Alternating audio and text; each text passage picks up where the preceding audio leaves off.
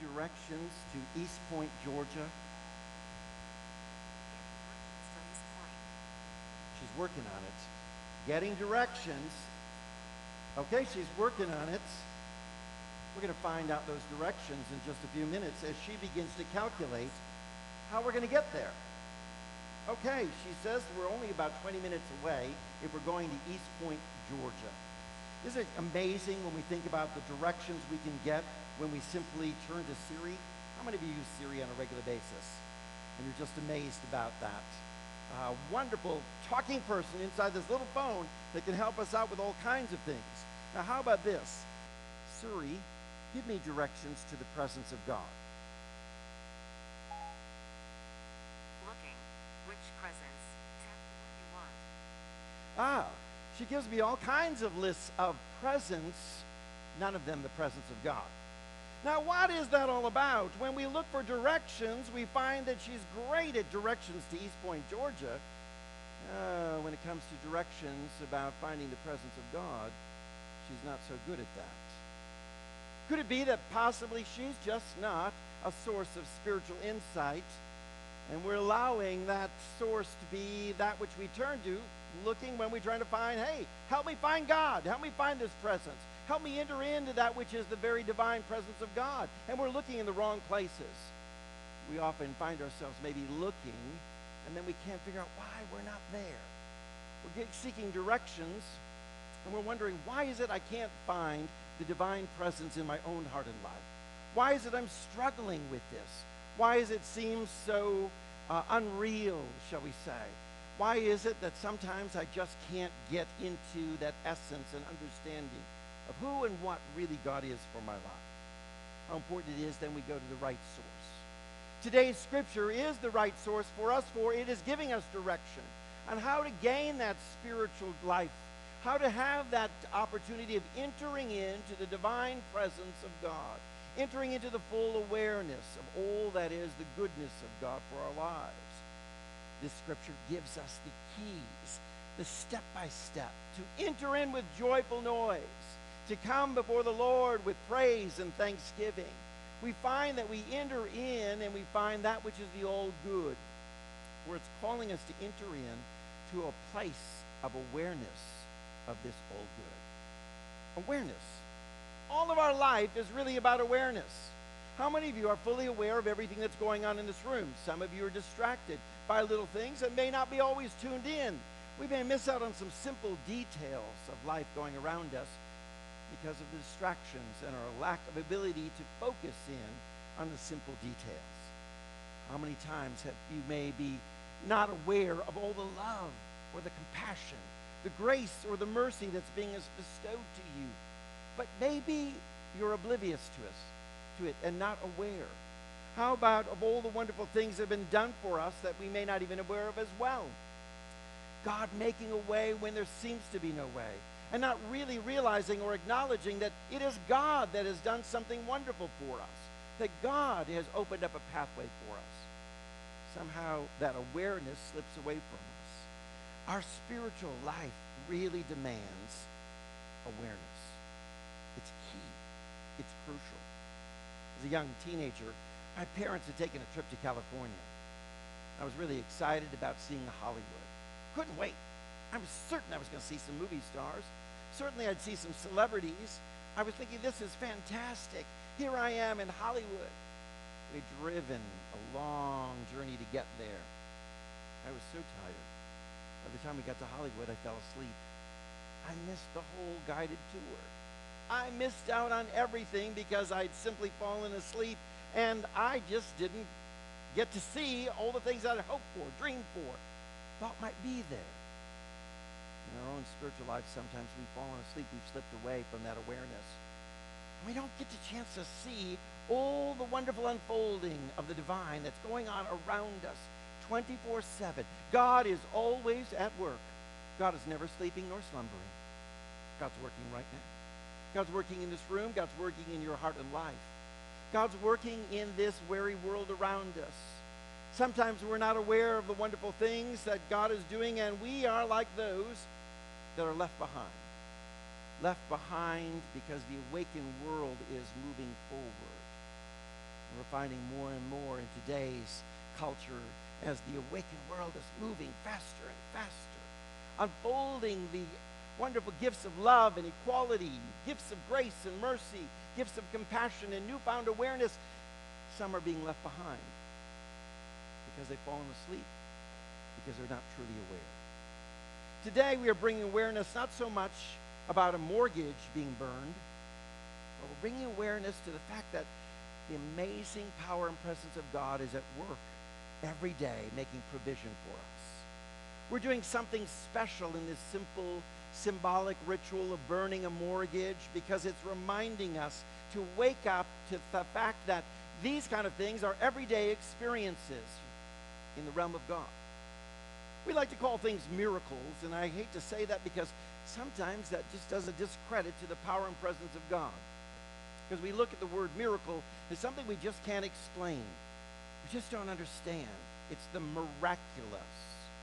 And so we think of those moments as one-in-a-lifetime opportunities of the miraculous folding, of that which we can't understand or comprehend. Yet I'd like us to understand that the miraculous is God's everyday normality. And maybe the better word is not miraculous.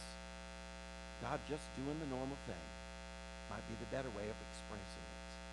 For God is ever doing that wonderful, miraculous thing that we sometimes can't explain because we're not awakened to the understanding of how the beautiful power of God is at work. We're not awakened to the wonderful truths that have been laid out before us all through time. That Scripture has already been telling us these wonderful promises are there for you to embrace, to proclaim, to declare. They're not once-in-a-lifetime opportunities. They're day-to-day, every moment, every second of the day, normalities. So today we're celebrating the divine presence of God, doing the divine presence of God's normal thing.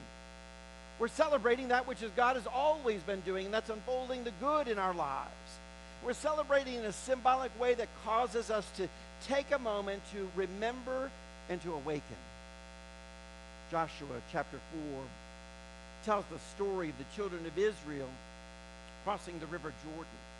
And as they crossed over the river, they were invited when they got to the other side to pick up a stone, one for every tribe of the 12 tribes, and to place there a memorial that would be set aside, that it would be a reminder to them, to remind them not so much that they passed over the river Jordan, not so much that the waters parted to make it allow them to go on dry land, not so much that they got from one side to the other side, but that God was with them.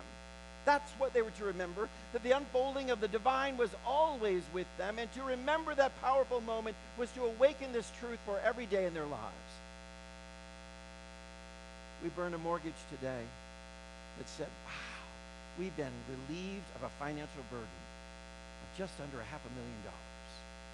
We've been relieved of some financial stress that might have held us back in the journey of doing our ministry. We've been relieved and blessed mightily as we can now channel funds more directly into the work of ministry rather than just paying for a facility. But that's just all symbolic. Symbolic of this wonderful thing that we're called to remember, that God does this kind of thing every day. God makes a way. And that is the power that we are here to celebrate. We're to remember with great gratitude, a heart full of gratitude, remembering all that God has done in the past for our lives. 1993.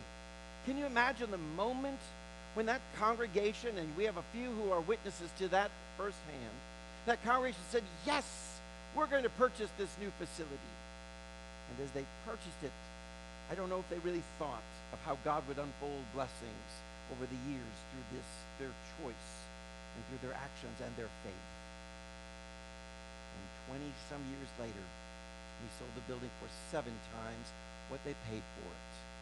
How beautiful the number 7 embodies that completeness and that perfection as God is unfolding and saying it's complete and it's perfect. And now it's time to move on to something that is greater things than this shall you do in the city we sang this morning. For we are that city of light. We are that community, that metropolitan community that really is called to do something amazing for the world. And we know then with this moment, this is God's normality. This is what God is ready and willing to do for us each and every day. Not only for us as a congregation, but for us as individuals. So we celebrate now with a moment of great gratitude. We look back as we ourselves began to embrace a new vision. In the summer of 2014, the board of directors met and we went through the discussions about establishing new visions and directions and presented them to the congregation. We voted to embrace a new name that defined us for a new direction and a new era, to be a city of light, embracing that passage from Matthew chapter 5 that says, a city built on a hill, meaning a higher level of consciousness, a higher level of understanding, a greater awakening to God's truth. It can't be hid. It'll be seen as a beacon, and that scripture unfolds simply saying, you are the light of the world. Wow, I love it when you're called by scripture and given a name. And you're given the name that is really just, that all through eternity, the spiritual truths of God unfold through that wonderful name. You are the light of the world, a city on a hill that cannot be hidden. We embrace this wonderful metaphor for our lives and saying, this is our calling, this is who we are, and this is where we're headed. And with that, wasn't but a few weeks later that we were contacted about saying, would you like to sell your building?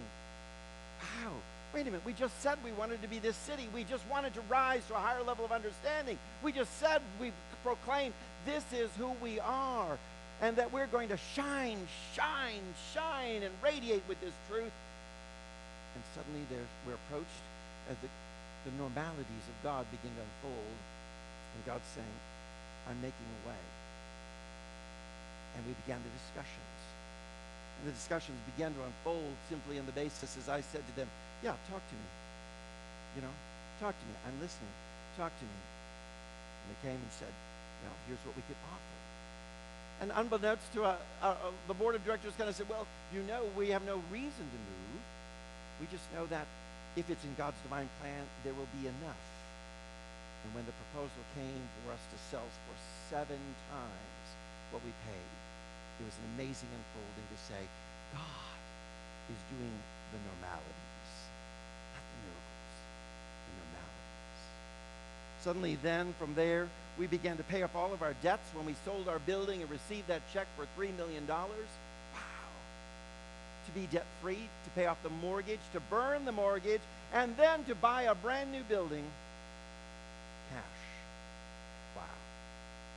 You see how the wonderful things of God's normalities are unfolding in our lives, and we said that this is what we want to be. We want to be that light.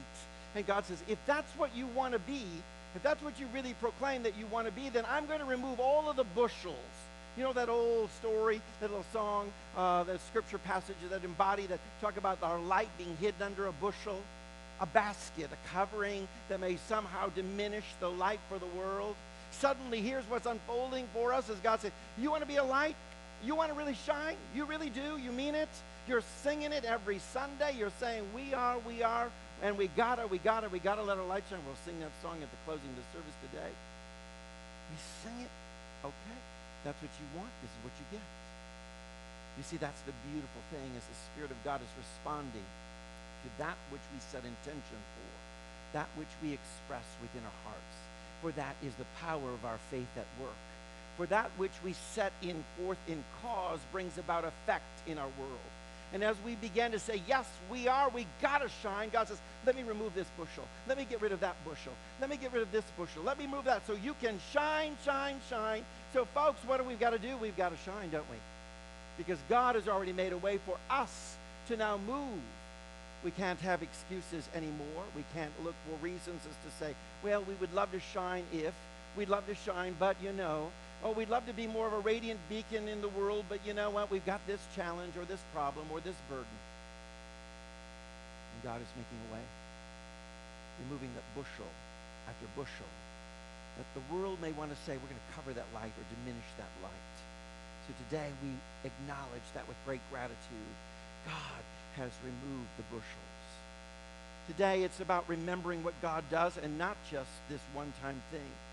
But to know that this is the normality for our lives, that this is not the end, this is not the beginning, this is the everyday. We're not in the beginning, we're not in the end, we're in the doing, we're in the process, we're in the unfolding. This is where it begins. Some may want to say, but no, this is where it is. This is where it ends. Some may say, no, this is where it is. We're in the all good of the divine presence of God. And burning mortgages, that kind of stuff is going to be our everyday realm. Because we found by experience that being thankful for what we have increases the flow. It increases it within our own lives.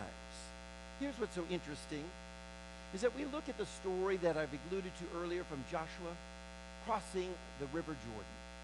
Wait a minute, didn't we just hear a story about that earlier on in the Old Testament, crossing the Red Sea?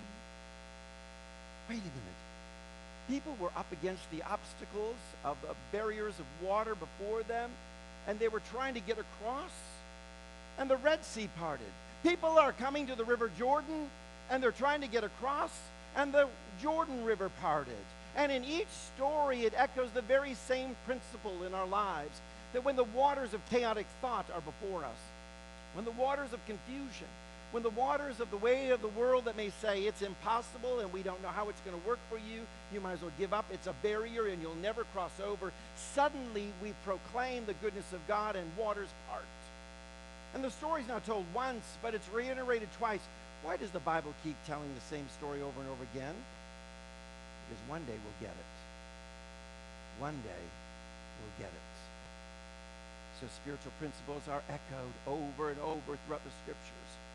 You may hear the stories of victories of God making a way in one context, and now it's told in another context and in another context. Stories that you saw in the Old Testament are being revisited, and same principles taught in the New Testament. Why? Because the Spirit of God is ever speaking to us and constantly saying, you need to learn and relearn and learn again and refresh that understanding of these very principles for your life, because this is how God has called us to live every day of our lives. We're called to realize that when we are grateful for what we have and we express these wonderful attitudes of gratitude that God is making these ways in normal ways, it just increases the inflow of good. You know what? When we take a moment like today to be grateful, to express gratitude and appreciation for the blessings of God, gratitude is like a great mind magnet. Just draws wonderful things to it. When we are expressing from a spiritual standpoint this wonderful spirit of appreciation, suddenly great things are drawn to us.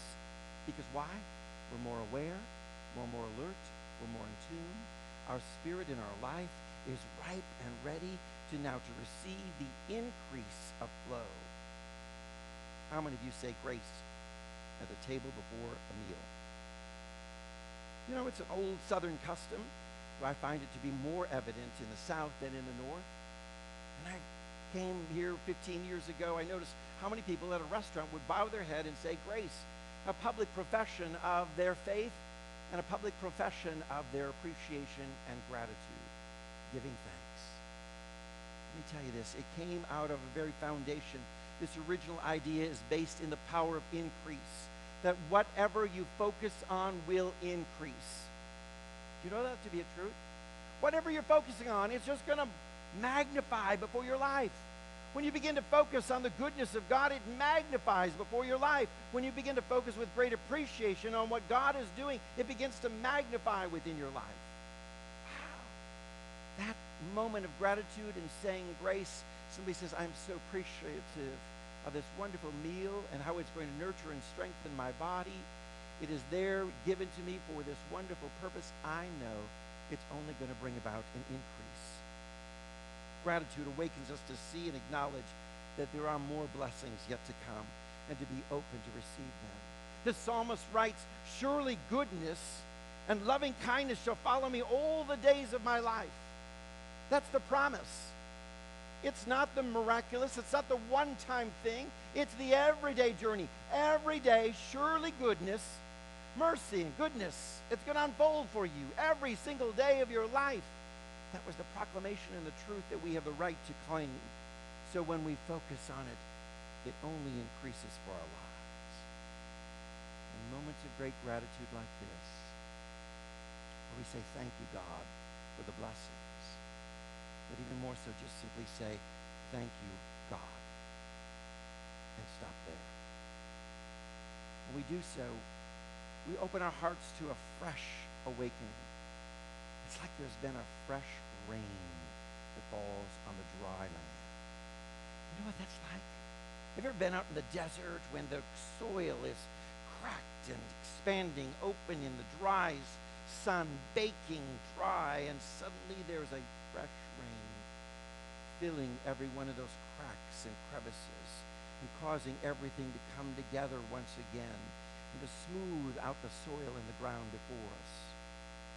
So it is with his wonderful spirit of gratitude and appreciation for God, for God.